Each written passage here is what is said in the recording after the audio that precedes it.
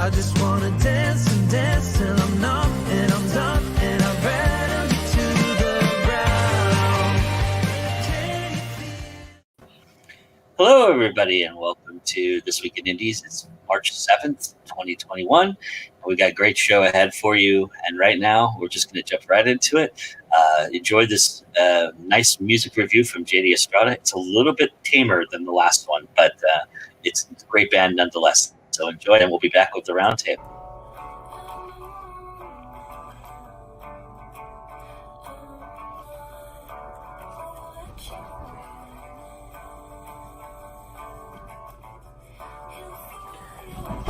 Greetings, fellow music lovers, indie music lovers. So, this is Slow Pulp. Excellent.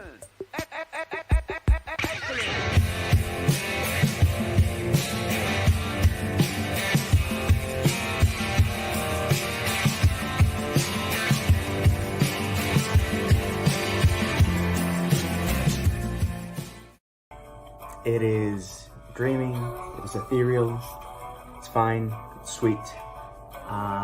If you like mellow 90s rock, think Mazzy Star and anything that Hope Sandoval does. Stuff that's light and airy and dreamy. I think this is a band that you're gonna enjoy. I've enjoyed them, I've enjoyed their live shows and stuff like that. And their album, Movies, came out last year in October. Which brings me to one of the reasons why I decided to review this album. Last year was interesting, let's call it that. And for this band, it was very interesting. Whilst they were recording their album, the lead singer, her parents actually were in a car accident, so she had to go back home and take care of them. And then COVID and the pandemic. So they had to get creative in terms of how they were going to finish it. Luckily, most of the instrumental tracks had been laid down. But they persisted and they insisted and they got it done and they got it released. And it's a short album, it's less than half an hour. But it's a very lovely, dreamy, airy album again. Whilst the last review was intense music, this it's just meant, it's perfect daydreaming rock. It's, you know, sit down on the floor and just think and stuff like that. It has that feel to it, and I really enjoyed it. And I wanted also to offer something mellow because it's not all about intensity and getting stuff done. But again, it's an honest band. It's chill. It's lovely, and they got it done. It's definitely a story and a testament to overcoming challenges, to doing what you believe in and getting it done. It's something that when I read, I definitely identified with. And you see them, and it's a very unpretentious band. You know, they might dress well and smell nice and stuff like that, but it's not a band that is touting anything about their ego and their greatness in the world. It's just a band that's playing a nice mellow rock to keep you company. And sometimes that's what you need, something mellow and nice and not too intense that keeps you company. If you hear that reverb and chorus, it's so 90s. But yeah, if you're a 90s idealist and you have a talent for daydreaming, I highly recommend Slow Pulp.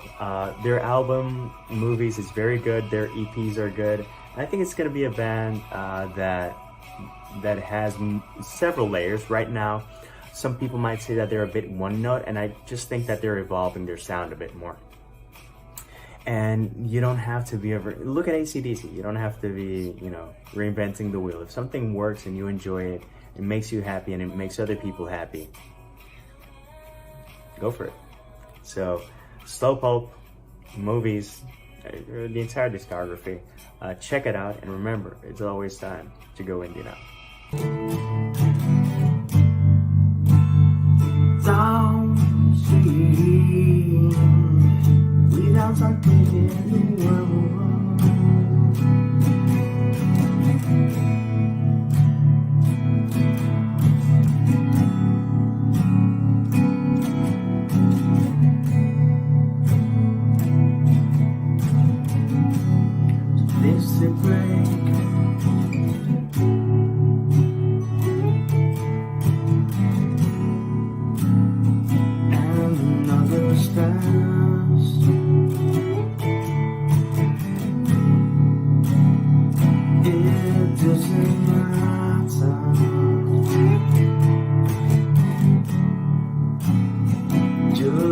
slow time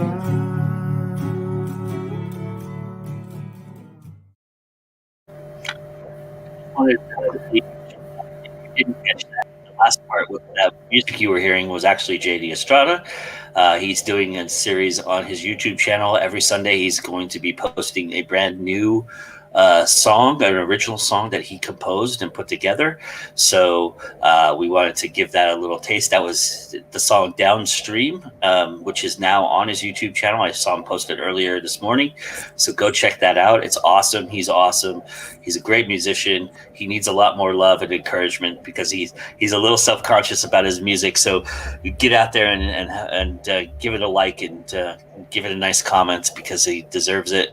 And it's some awesome thing he's doing, and look forward to hearing all the incredibly cool things he's going to do with that series. So every Sunday, everybody, so check that out. And if you're not subscribed to JD, you should go do that right now as well. Well, don't do that right now because right now we have the roundtable discussion, and I have three very, very awesome people. One of which. She's usually on every show, but she's now live with us today, so that's awesome. But I'm real excited to have everybody here with us, and it's really awesome to have you guys. And we're going to talk a little. I specifically love this group for the topic we're going to talk about because it's going to be awesome to talk about goals and achievements, and we're gonna get into a lot of things within that realm. But that being said, I want to have everybody introduce themselves. So I'll just go down the line as I see it. So Heidi, you want to start us off? Hi, everyone. My name is Heidi Angel, and I am the author of 13 books, 4 courses, and I also help with LitCon, which is an amazing virtual book event that's going on this weekend, actually. Nice. I love your rocking the old school, too. Thank you. Yeah, go Indy. Been here for a while, man. Nice. All right, Josh. Hi guys, I'm Josh Pentelresco. I write stuff, I podcast. I dabble in illustration now. It's been an interesting evolution there.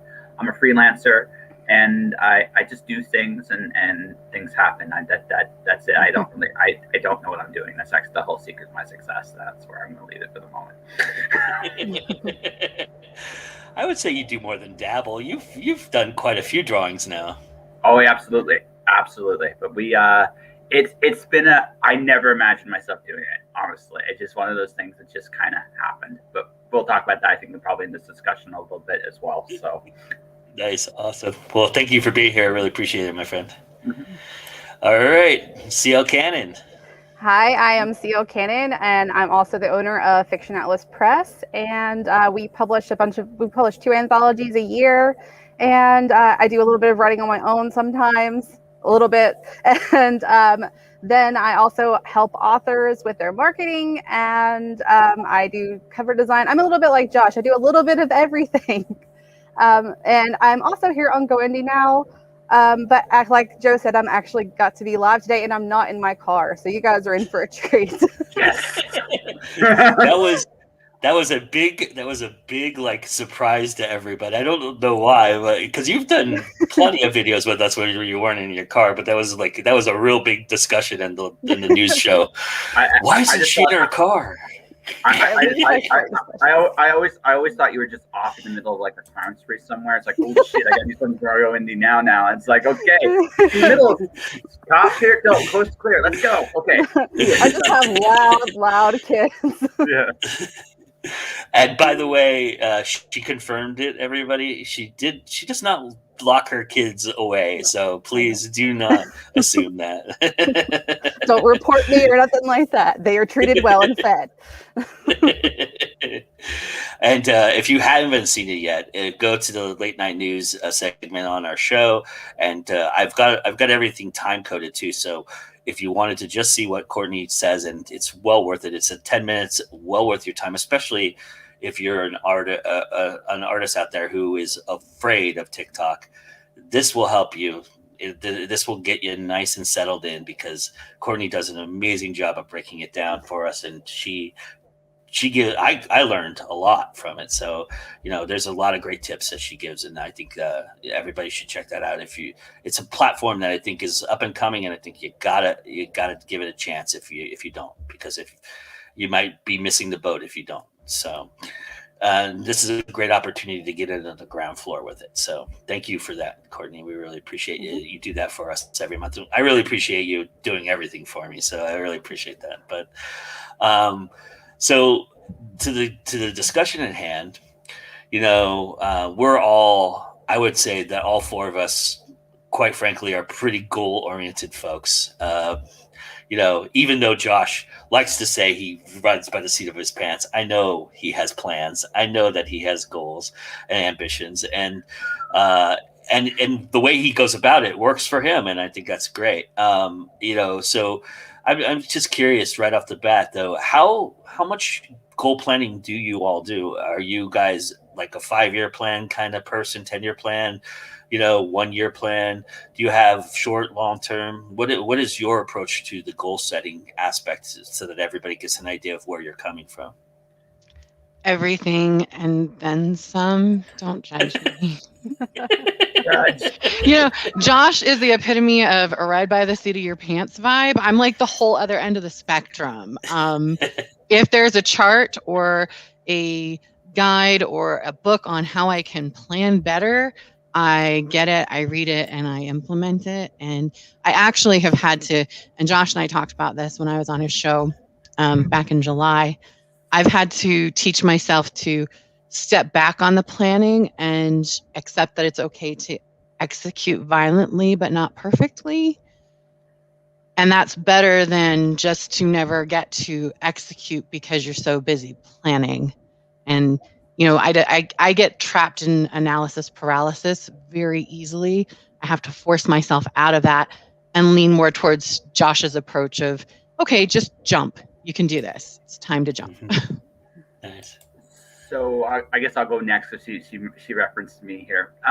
So here's the thing. This is how life has taught me. I have short-term goals. I have long-term goals as well.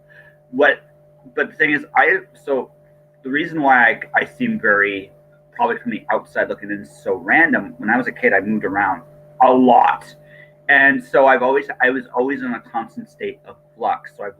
So one of the skills I've acquired doing it is being able to pivot on the fly. It has given me a resiliency that I'm not sure many people had to have at a very young age, and it served me well in life. So while, like, for example, I mentioned this earlier, I'm dabbling in illustration. It's something that came up this year, partly because I wanted to get out of my comfort zone, which was a goal, but also because it's one of my long-term goals is I want to do comics. If anything that this pandemic taught me is that really life is long on possibilities, but it's very short on time. So you might as well just do the things you really love to do. And what I do is I tend to evaluate my life basically like this. What do I want to do? How do I want to go about do it? And what's the most successful way I know how to achieve it? But that leaves a lot of wiggle room. I do things, as Heidi put it, very violently. I don't really worry about perfection very much at all. In fact, the older I get, the less I worry about it, oddly enough. It doesn't mean I don't worry about trying to do my best. That's not what I mean. But it's just like, I know if I do something, I'm going to create a reaction. And so I have goals for what I'm hoping to achieve. But I also am smart enough to realize that sometimes I ate a chocolate chip cookie before it started. Chocolate chip cookie is a cool accident. Sometimes I accidentally put chocolate chips in cookie dough, and then suddenly we have this wonderful thing. I very much have learned to embrace my accidents. So I will pivot a lot more in those moments when I recognize I have discovered a good thing. And so that's why sometimes it feels very chaotic. I'm doing things, and for me, there's a discovery process in the doing, and I just keep going with it. If that makes sense to everybody else. Totally makes sense to me. I get it. For me, I have a few short-term goals and a lot of long-term goals, but I don't necessarily set a specific time because my life is already so crazy, and I'm one of those people that can't say no to things, and so people ask me to do things for them, and so my list kind of just increases exponentially. So I never know exactly when I'll have time for the things that I need to do. And so I try to give myself some slack, and I also have a lot of chronic illness stuff going on. So sometimes, even though I want to get something done, my body won't let me do it. So I try to, I definitely have some set things that I want to do in a certain time, but if it doesn't happen in that time, I try not to beat myself up over it. But I'm very much a perfectionist. I'm kind of like the opposite scale of that. When I do it, I do it so hard that I have to make sure everything is done a specific way, and it will, even if somebody's like, that looks great, I'm like, no, this is wrong, and I have to go back and fix it. So that probably gets in my way too. But I do try to set short-term goals. I definitely do to-do lists and things like that so I can get organized. I'm a very organizational sort of freak, I guess. I love spreadsheets. You guys have seen that on some of the videos before. I think Joe was like, oh my God, how many spreadsheets does she have? But I like to be very organized. I like to set dates for things, but I don't shackle myself to them, I guess is what I'm trying to say. Yeah, it's quite impressive, your spreadsheet game. It's pretty amazing. I'm curious though, how much do you factor in for failure, and is that something that you consider with your goals? I do. I look at it kind of like I kind of look at it like from a Babe Ruth approach. I swing for fences. Heck, just this week alone, I applied to A&E for a podcast position. I've applied for, these are just things I've always wanted to do. I applied to a video game company to be a narrative director. I do podcasts and deal with dialogue all the time. I think I'd be good at that job, but that doesn't mean I'm going to get it. Right. So those are some of the fun things, but even up close and personal, I've learned this very early on in my writing career, is that everything you do leads somewhere. Right. And it never looks like what you imagine it at the end result. It never does. And I just assume I have a specific goal, what I'd like to achieve. If I don't get there, I don't necessarily view it as a bad thing anymore. I just look at it, okay, where does this lead to? And what can I do with it? I've told this story before. I accidentally got published. I accidentally wrote a book. I accidentally got it published. And the reason I did it is I just did it. I did it and I put it out there. My whole goal was to put it on Smashwords and have copies to print for conventions. That was all of my goal. The first person that bought it on Smashwords goes, hey, what are you doing with it? And I just told her what I told you. And she goes, well, I'm about to start a publishing house. I'll publish it. Okay, I'm in, right? I mean, that was never, so it goes the other way too. I have a set goal of where I want to achieve. I have it in my head, I'm going to do this. I'm going to see where this takes me. Sometimes I fall short. Sometimes I overachieve, right? I do set a mark, but I've learned not to beat myself up if the result isn't what I hoped it was. Because very often what tends to happen is those things I did now that did not work the way I imagined they would often lead me down other avenues I never considered. And I've been very, very surprised where my journey has gone as a result. Nice. So for me, I don't believe in failure. To me, unless you quit, you can't fail. You can learn 99 ways not to build a light bulb before you find the one way that does. But if you don't quit, you didn't fail. Mm-hmm. And I also feel like, sometimes people see things as failures that really are not failures so much as a pivot. You look at famous basketball player who I am totally drawing up, like Michael Jordan. There we go. Everybody said his basketball career was amazing. His baseball career was a failure. But it wasn't, because he got to do something that he wanted to do. He enjoyed it. And then he pivoted because he wanted the money from advertising more. And the baseball was hurting the advertising. But he didn't fail at baseball. He did what he set out to achieve. He got to play. So was that really a failure? It was just a pivot and a change. And I have a vision of my long-term, this is what at the end of my life I want things to be. And sometimes I start on something that I'm like, oh, this will take me to that. And then I get into it and I realize this is not going to take me to where I want to go. I need to get on this road and go back over to this way.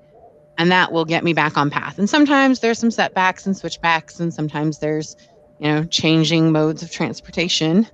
But at the end of the day, everything I do is leading towards that end thing. And even if it gives me a little detour, it often teaches me skills and things that will contribute towards my end goal anyway. So it wasn't going backwards necessarily. It was just taking a detour. Nice. I love that. I love that thought process. Sorry, Courtney. Sorry, I was going to say, I agree with Heidi. It's more like a metamorphosis than a failure. It's something that's going to teach you and help you grow. And like she said, there's really no failures. It's just a learning process. And sometimes you fall down, and sometimes as long as you're getting back up and trying again, then it's not really a failure. I've done plenty of things that I failed at, and I'm like, well, I guess I won't do that again next time. And I know how to handle it now, and I can, learn. I've learned new skills. I've learned how to better handle the situations that I've been through. And I don't know. I don't feel that's a failure. I feel that's just I've learned something, and I can help other people learn from my mistakes. I do that a lot. I'm like, well, I did this, so you probably shouldn't do that because it didn't work out. So it's an easy way to help other people as well. And it's just knowledge. It's not failure. Nice. Richard says he constantly judges himself and his success, and he beats himself up. And those are symptoms of believing in failure. Yeah. You have to learn to twist. Honestly, Richard, don't like it's not healthy. Like honestly, look, I'm going to be going back into a bit more of a day job thing for my freelancing. I could look at that as a failure. I'm not. Here's the deal. I'm getting published in Writers Weekly. I got published in Anime Herald. I found places where my material has found my niche.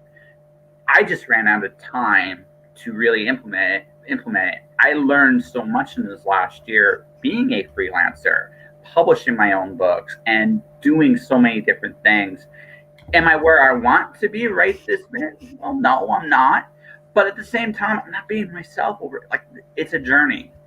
And the thing about that is there are certain things that are beyond your control. All you can do is do the absolute best to get your stuff out there. And then, did you do everything you knew what you could do?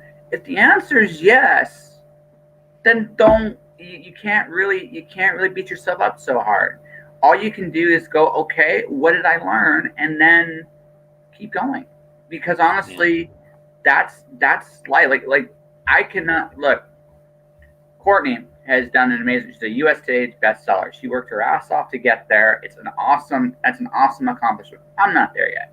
Maybe I get there someday. Maybe I don't. Who knows? All I can do, right, is be the very best at what I know how to be. Heidi is an amazing marketer. She's a rock star that way. She's doing like probably too many things on there. I just as right, but at the same time, always too many things.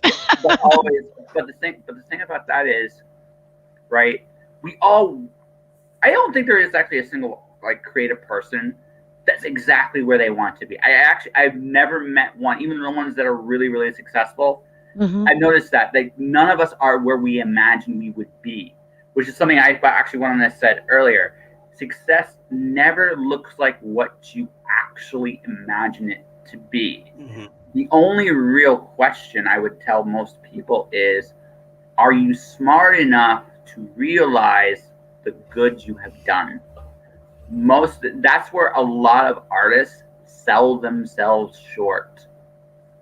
Mhm. And ladies I and also gentlemen, think. Go ahead, I sorry. just wanted to say real quickly, ladies and gentlemen, Josh Pantelaresco, Aurora Award winner and 3-time nominee now. 3-time. Yeah. So there Yeah. you go. So Yeah, and here's the thing, right? I never asked for any of it. I never. The one thing I will honestly say about my own successes, however you want to look at them, I never imagined what they would. I never imagined them, ever in a million years. They happened along the way, all in the pursuit of goals I thought were more important. Consequently, Sorry. right? Go ahead. Consequently, it made me. You have to reevaluate when these good things do come your way, what you're doing. And I feel that like in a good way, you're seeing yourself. More people see me as a podcaster than a writer. Now I could be really mad about that, or I can embrace it and use it to build my platform further.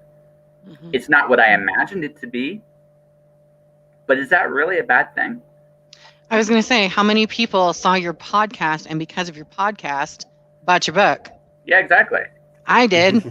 Yeah, exactly. I don't know that I would have picked up Cloud Driver if it hadn't been for meeting you through your podcast. And honestly, I can't wait till you actually see my next one, because my next one is such a wild. It's wilder than that one, and it's because I've never done anything like this. It is a combination of, there's actually a comic book style opening, a prose middle, and a merger of the two at the end. And I never thought in a million years I'd do something like this, but I'm doing it. So it's never what I imagined. Again, and if there's one lesson anyone can learn from me, it's this, right? Embrace your accidents. Discover the good that you're doing in the journey you're on, and embrace it, because I promise you, no one imagines where they're at. No one. But that's never entirely a bad thing. Okay. I wanted to build on his point of, these Yeah. things that happen as you're going along. Sometimes when people are setting goals, they're so focused on, I have to do this, and then I have to do this, and then I have to do this, and then I have to do this, and they forget to look up at what the long-term purpose is of doing this and this and this, and they find themselves miserable through the whole process, and they're like, wait, what? Okay, so why did I do this? I'm here because that's what I was told that I was supposed to do. But am I enjoying it? Am I happy? Is it okay to pivot? And that's something that, I took on when my son was diagnosed with autism. I had been planning for a life that, obviously, I wasn't planning on a life that involved a kid who had special needs. I had planned to work for a living. I had planned to run the corporate ladder, theater and writing, and basically what has become my life was never the goal as a career. They were this is what I do for fun in my downtime. And because of all that my son needed, my end goals and dreams changed, and that was okay to make that shift. And then through the process, other things changed. I'm still a writer. I still publish books. I still publish my courses. I still do all those things. But because my son is now in a place where he has a bigger team that can support him, and he doesn't need me to be the one controlling everything, I have the opportunity to go back into the traditional workforce. And when I did that, some things were pushing me that way in the art world as well. But I can do both, and I can enjoy both, and I'm not failing at either just because I'm doing both. I am working towards a different vision of what my end game looks like. And the choices that I've made are still taking me towards that end game, even though for some people looking on the outside, that's not what's happening. She gave up on this or she gave up on that or whatever. But it's just twisting and adapting and finding what makes you happy. Sometimes what you think is going to make you happy isn't what makes you happy. And it's okay to twist and pivot. Nice. And who cares what anybody else thinks? You're the one that needs to be happy. Forget about it. Exactly. The closer you are to my inner circle, the more I care. I kind of care what my husband thinks. But random people on the internet, no offense, you guys. I appreciate it if you like my work. I appreciate it if you don't. I'm not there for you to love me. I'm there for you to get what you can out of me. And if you get something great, and if you don't, it's okay. Find somebody else to talk to. Well, I just follow the mantra, kill them with kindness. That's it. That too. How about for you, Courtney? Like I said, it's all about adapting, and like Heidi was talking about, if your goals, if you're not happy in what you're doing, and if you're not as happy as you thought you were going to be when you achieve your goal, or while you're working towards your goal, and you want to pivot, it's fine to pivot. It's these goals are not set in stone. You're not shackled to them, and you don't have to. They're not something that you absolutely have to do. Do what makes you happy and what you feel is going to put you on the path to your end goal, what you really want to do. And like she said, sometimes things in our life, happen and they change, like COVID. I mean, I know COVID's changed so many people's lives. So many people are working from home now or having, doing a different job than they did before, or having to make little changes in their life to keep going, to keep their household going and things like that. A lot of people are like virtually schooling their kids. A lot of people are, commuting and things like that. So it's just, life will throw all kinds of things at you, and you just have to figure out how to navigate them and just do the best you can, because we just have this one life, and it's not going to be the end of the world if something doesn't go the right way. You just have to kind of pick yourself up and find a new way, something new that makes you happy. Well, along the way, I'm sorry, Heidi, do you want to say something? I'm sorry. I was just going to say, and while you're doing that, celebrate your wins. Yes. Yeah. There's little steps along every goal. Take the time to enjoy those wins, because that was something that I was so focused on the end goal that I didn't celebrate those wins, and that was part of why I was so miserable all the time. So one of the things I do on my social media feed is every time I accomplish even the tiniest thing, I celebrate it. It's not a big bit like your map to success. Like, actually, if I were to sum up everything we're honestly saying, chase your happiness. Fuck everything else. Yeah. Like, honestly, that chase your happiness. But more importantly, almost every one of us has these, and honestly, we should have these really big goals, because honestly, it pushes us. Like, I talk about being violently doing things over perfection. That doesn't mean we shouldn't have high standards for what we're going for, right? It just means we just don't need to worry about what it looks like, how it starts. We just do it and just see where it leads you, right? Just try. I may not know what the final step to being a multi-million-dollar, corporate media personality looks like, but damn it, I'm going to go take that first step and just figure this out, right? and right, because I don't need to know all the answers. It's not about having a 100% perfect plan, because if you'll hear laughter in your ear, and that's from God telling you, "Nah, ain't happening, son." But that's But the thing about that is, just do it. And don't worry about what that looks like to anybody else, because who cares? It's okay. It's okay. It's okay, my friend. You can live vicariously through my shadow. It's fine. In my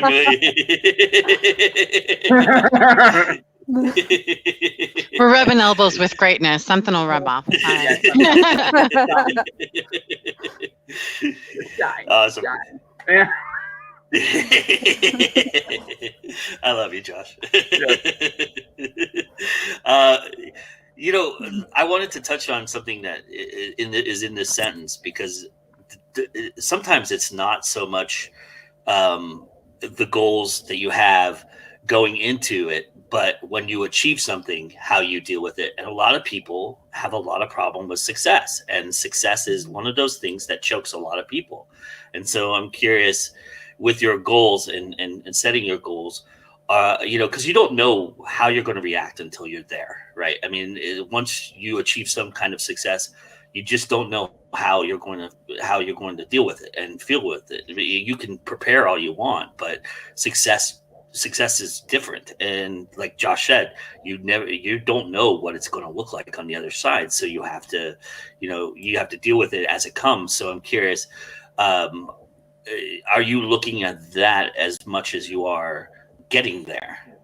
I want to answer this one first because this hit me very hard when I actually was first nominated for the Aurora, and then when I won it, because I won it. I did not anticipate that at all. I was like, whoa, how did that happen? But that's what I did. When I realized, because I think the thing about success for a lot of people, see, most of us know what falling off the bicycle looks like. Most of us knows what it's like to slip on the ice. Most of us know what it's like to stumble. But what if we fly? What if it works?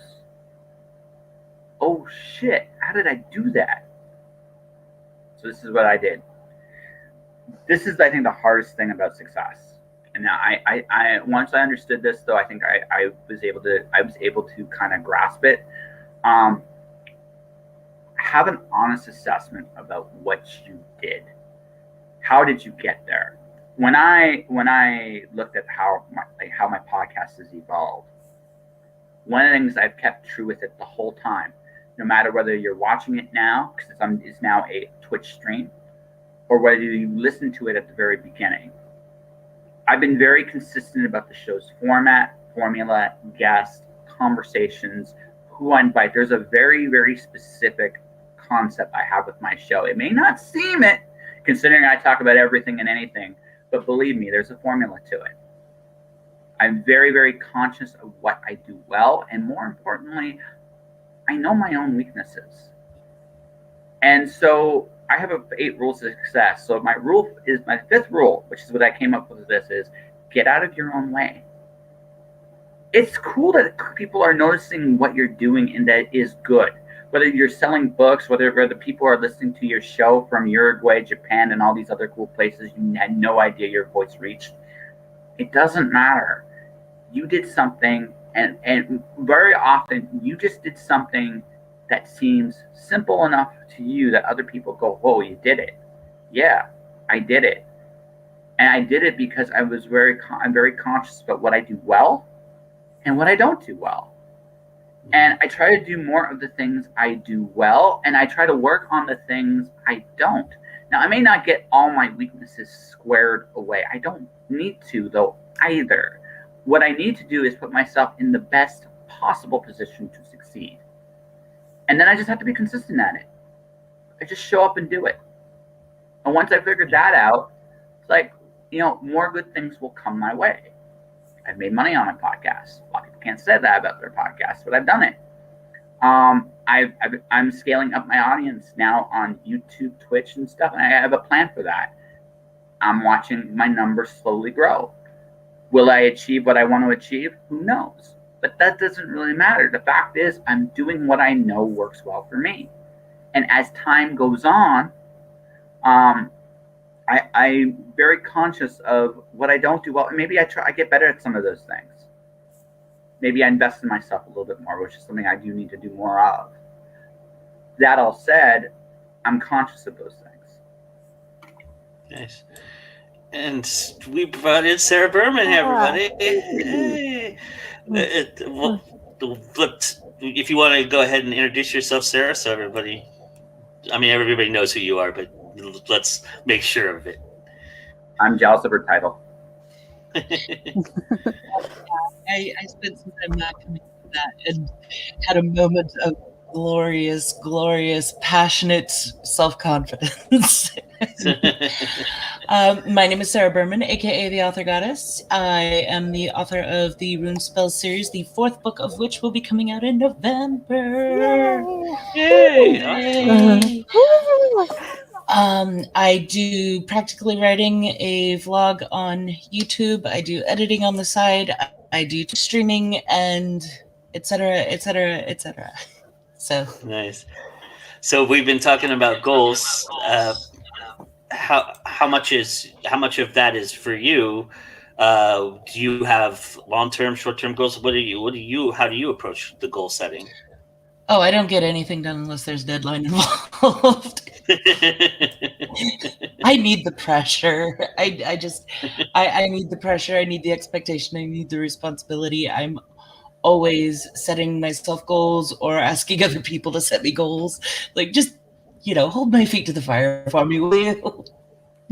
Yeah, I'm always setting goals. I try to have a writer's goal going at any time.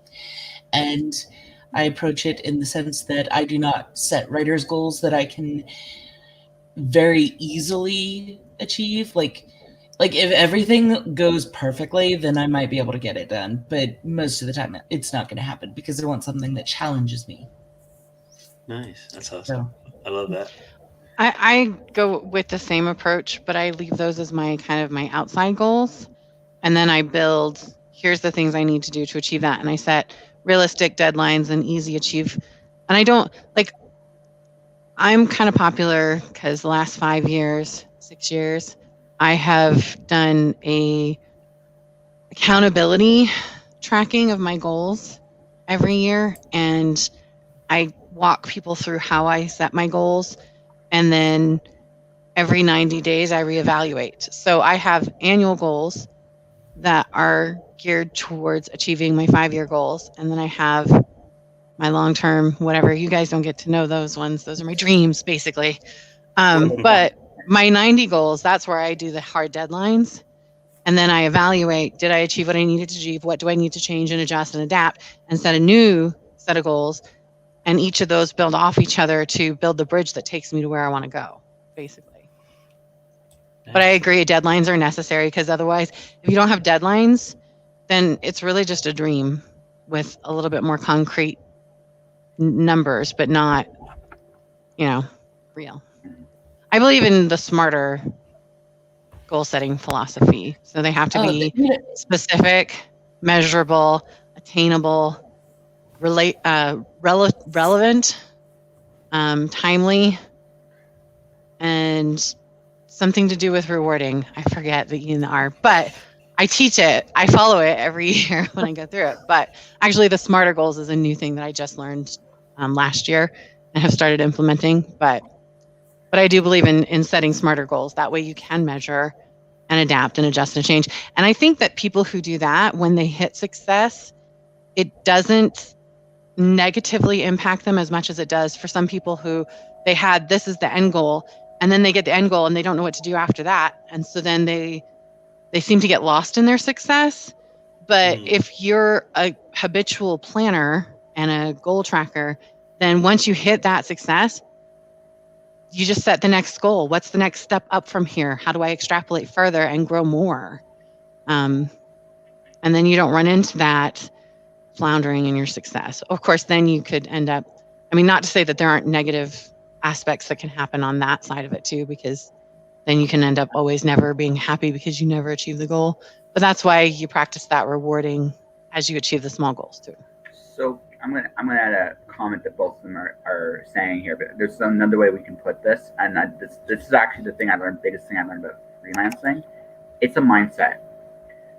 A lot of people, when they say I'm a writer, is it your job? Because what they're talking about is they're setting responsibilities for themselves as if it is their job. And I think that's a very important distinction. And I'm not like you, if you're writing because it's fun, it's a hobby, it's something you do as a creative outlet, then what we're saying here really doesn't matter. Now, you got bigger, okay. But if you got bigger things, that you're aspiring for, then treat it like it's your job. Don't treat it like it's a hobby or it's a game, or if it's a treat it like it's a serious responsibility. Because if you do that, you will find like setting the goals, like Heidi's saying, setting the deadlines, you will take it seriously. It will be a priority. And that honestly is a big thing about the process too. How important is this to you? And again, I'm not saying people that are doing it for a more casual reason are invalid. They're not.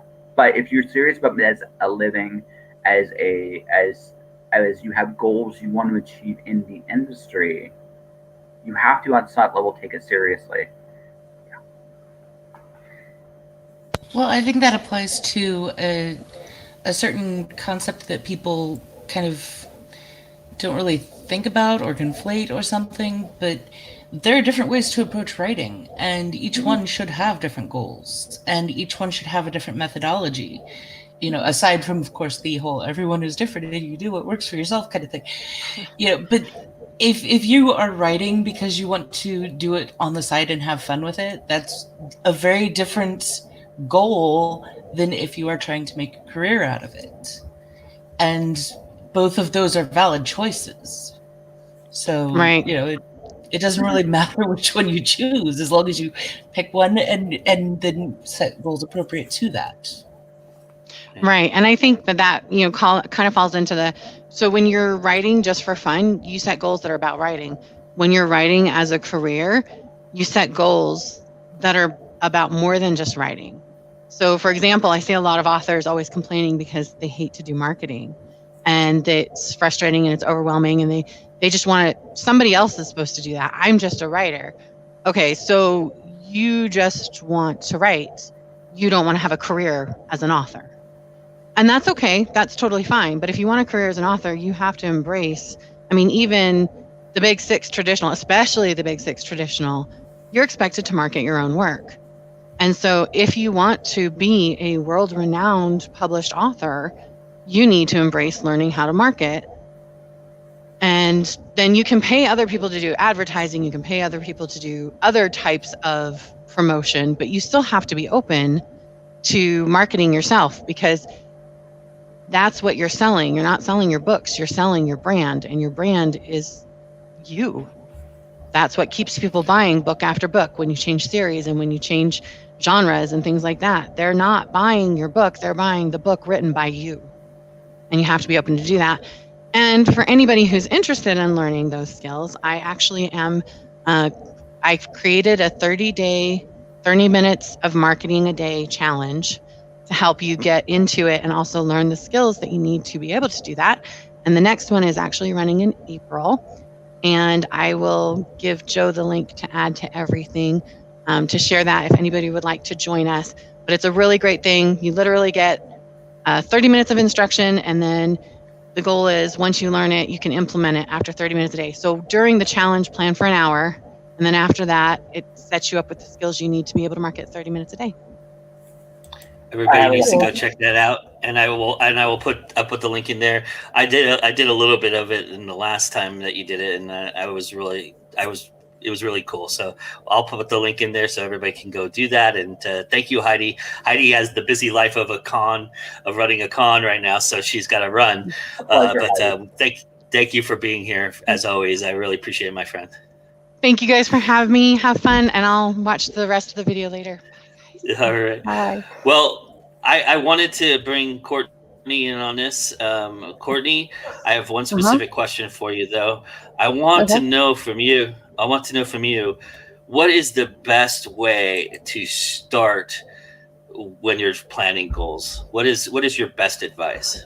Well, the first thing that you should do is make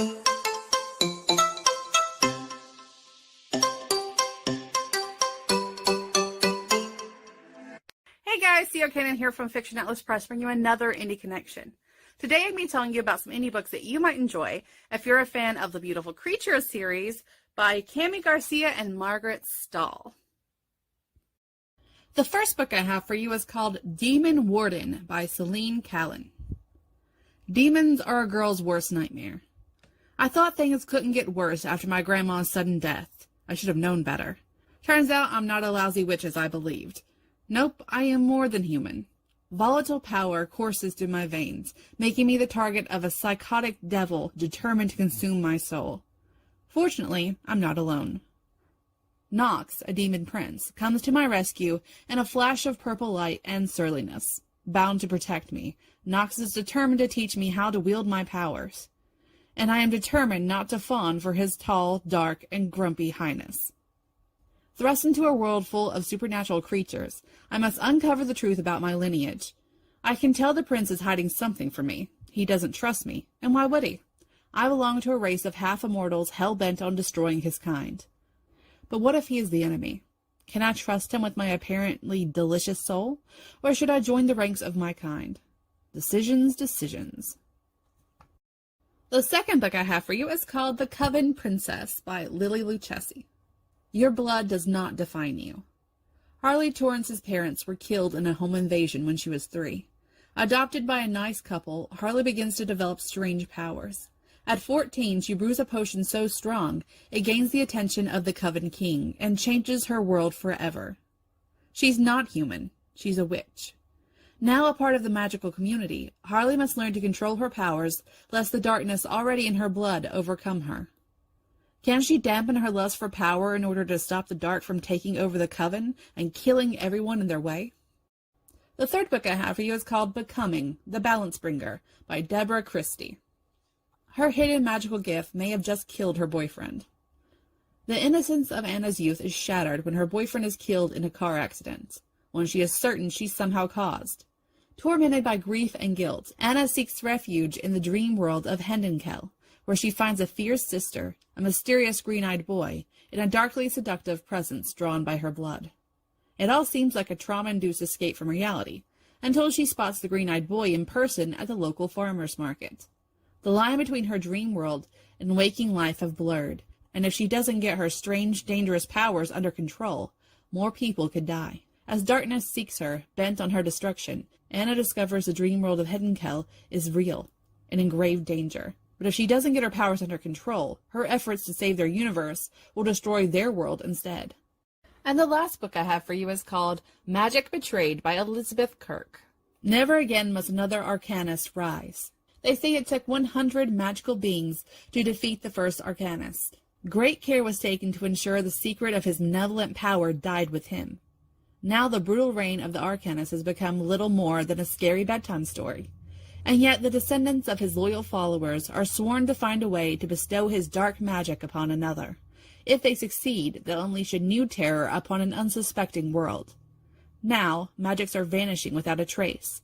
It's up to Jen Maddox, a young witch working for the Magical Enforcement and Secrecy Agency, to find out why. Jen soon learns that those responsible for the disappearances will do whatever it takes to stop her investigation, including using an ancient forbidden magic. With each clue uncovered, the mystery grows, pointing towards one unthinkable scenario. An Arcanist is once again rising. Okay, that's all for me this week. I'll see you next week on Nitty Connection. Bye.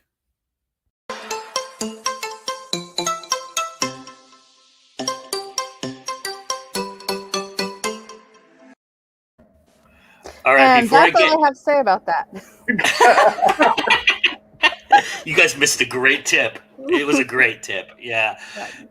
Before I get a lot of hate comments, just know that we planned that. Okay. I know magicians don't like to unveil their secrets and up their sleeves, but Courtney and I had that planned from the beginning. So, but it was fun. I think it worked out pretty good. It still was a great tip, though, guys. You totally missed it. Absolutely, 100%. It was a great tip, and I'm not going to ask her to repeat it. One time.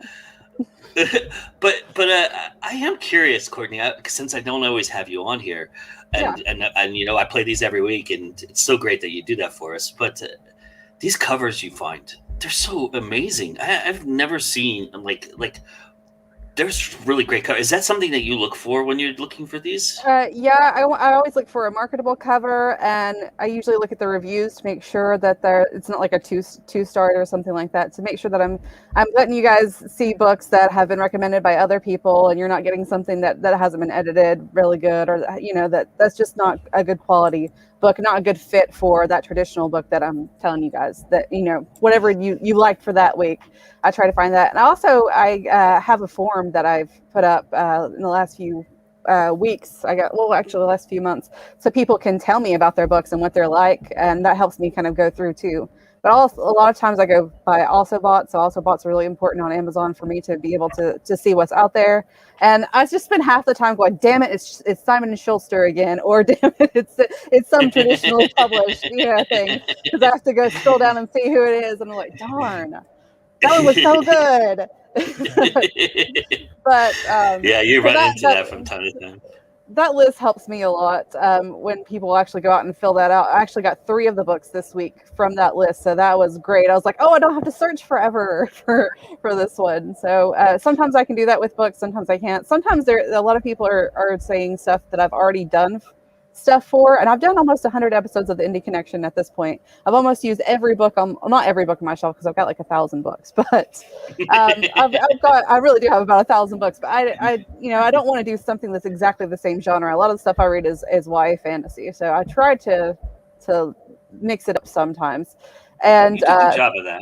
Thank you. And I actually, like, sometimes I'll be like, I'll order a book and I'll be like, well, I can use it for the Indie Connection, so it's fine. I can spend money on this. This is a business. In all seriousness, YA is like my favorite genre too, because it's so. As I've been doing with my own stuff, you can get away with a lot more in YA than you can on practically any other genre. You just can do more. And I love the creativity of it. It's actually very hard for me now. When I look at the adult novels, I'm like, why? You could steal from these guys. They're good at what they do. You could actually add something to what you already got. That's just me. Oh, look, she's back. Hi. Sorry. So time schedules threw me off, and I actually have an hour before my thing. Oh, hi. Well, we're lucky to have you back. Yeah, you missed the call. Ever. I'll watch it later. I promise. Controlling, yeah. and it didn't. And the other thing that I wanted to show you, Courtney, is that we just can't go without it. If you're not in your car, somebody's going to notice, and somebody will comment on it. Yeah. Yes, Richard did it just to be funny, but yeah, because I said it. But yeah, but that's still. I think it's cool. I really thought about trying to get like a background here for StreamYard that's just like a picture of in my car. And that way everybody will be comfortable. Well, I mean, we didn't get as much Sarah Berman as I like to get on this show. So Sarah, tell us a little bit about the next book, because that's pretty cool that it's coming out now. Oh, well, I've drowned my main character again. I know. It's book 4 and I've already actually killed her twice. No, it's Nicola's back at it again, and this time she gets into a shipwreck on a cruise in Alaska and ends up on one of the islands in the South Little Tail part of Alaska. And there's a village. It's the Yupik village, which the Yupik and the Inuit combine with another tribe whose name I cannot remember to make up what is commonly known as Eskimos, but the northern native tribes. And so she's trying to find a rune spell, because the Norse goddess of storms is like, either I get to murder the person who's suppressing my storms, or I will murder everyone. And in the meantime, there's missionaries trying to convert the Yupik, and the Yupik have to move because of climate change. And she's just like, I don't know who to save and how to save them. And she has a mental breakdown, of course, because, that's what she does. Nice. So we're at the time of the show when we say goodbye. So why don't we start with you and tell everybody where they can get this wonderful creation of yours? Well, it is not out yet. Of course, it's not even on pre-order But yet. this gives him So a chance to catch up with the other 3 books, right? So that's true. This is the Rune Spells series. They're available on Amazon and other locations. You can find all of my books on authorgoddess.com, as well as my social media, or just look for Author Goddess on Twitch and shoot me a message. I am on 5 days a week, so you can always ask me there. nice, awesome. All right, how about for you, Josh? Where can people check your show out and you out? So, if you guys want to get into this afternoon, I'm interviewing Morgan LeBlanc. It'll be late tonight. Late tonight. Morgan LeBlanc, actor extraordinaire. On my Twitch channel is twitch.tv/JustJoshPodcast. Hit the follow button. I'm very close to being an affiliate on Twitch. My YouTube channel is Joshua Pintellaresco if you want to watch it. If you want to listen to it, I'm on all the platforms. Just look up Just Josh Podcast. I am literally everywhere. That way, my next book is called Lights Out. It's my little homage to Fahrenheit 451. It's written and illustrated by yours truly. I'm scared to death in like the best possible way. I've never done anything like this before. I don't know if I'll ever do this again, but this has definitely been. This next book is going to be kind of one of a kind. I promise. So Nice, awesome. Courtney? You can find me on cocanon.net or at fiction-atlas.com. And I'm on all social media except for Snapchat, which I will never do, at CL Author or on Instagram at CL_canon. And go find me on TikTok because that's where I'm at a lot now. And I'm trying to figure it out. And I need more people over there to watch me do stupid stuff about books. But I'm always on Facebook. If anybody ever wants to message me about marketing or anything like that, you can always find me on Facebook or email me at info@fiction-atlas.com. I like to talk to people about marketing. I like to talk to people about books. If you're on my Instagram or on my TikTok, I'm always talking about books, especially YA books. So if you like doing that, I'm also on Goodreads a lot, doing book reviews and stuff. So I like to read, and you can find me there. Goodreads. See, I know, you Joe, hate I'm not the Goodreads. I only love one that them. likes Goodreads. Goodreads is actually Goodreads. Joe. Honestly, Goodreads is good. It really, really is. I honestly kick myself because I don't have enough time to do it. Right? It is an incredible resource. It really is. Yeah. Right? I love it over there. So many authors are afraid of it because they go into it as an author. You need to go into it as a reader. Yes, I know that's not exactly. Joe's issue. Joe's issue is all about the look and feel and functionality. And I agree with you. There's so much work that needs to be done, but most authors hate Goodreads because they go into it as an author. Go into it as a reader, make genuine connections. It is the most beautiful platform in the world. It's like all of the Hermiones all got together and built a world just for us reader dorks. It's legitimately a great tool. I honestly kick myself because the truth is my show takes so much of my time right now. It's I can't, and I want to, but I can't. And it really is just like, it's a hard balance.